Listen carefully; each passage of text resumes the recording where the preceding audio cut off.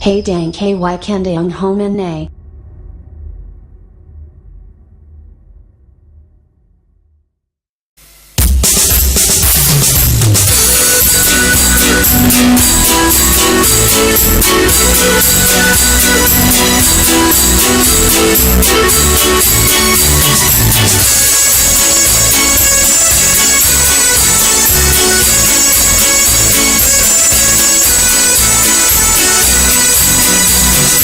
Nghe tiếng sâu gọi bạn, cầu mong đang soạt bài. Nghe tiếng thèn nắng dài, cầu mong bài dạy chữ cho đàn em nhỏ đang chờ cô trên lớp. Cô thân xinh đôi má hồng như hoa đào nở trên vai. Cầu mong làm cô giáo dạy chúng em tập viết này, tập vẽ này, tập múa tập hát, dạy chúng em hiểu biết nhiều thứ, dạy chữ thật nhiều. Như con chim cho vừa hót, hay cô giảng bài, cô giáo dạy chúng em biết yêu thương, yêu quê hương bạn mường. Hay lắm đấy, thương lắm đấy, cầu mong ơi. Hay lắm đấy, cầu mong là cô giáo bạn em.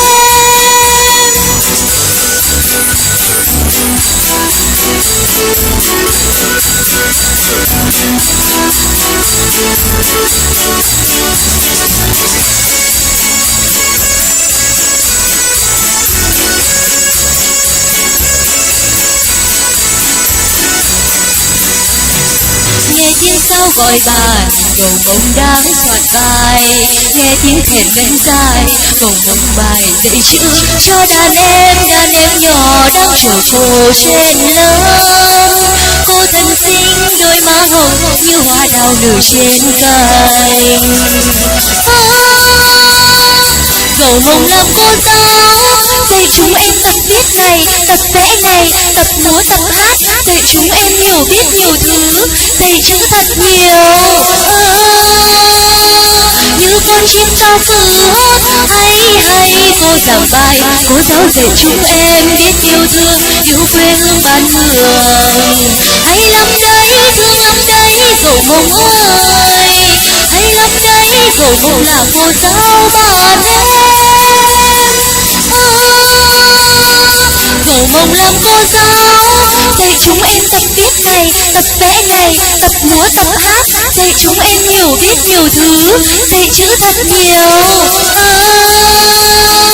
Như con chim cao vừa hót, hay cô giảng bài, cô giáo dạy chúng em biết yêu thương, yêu quê hương bạn mường.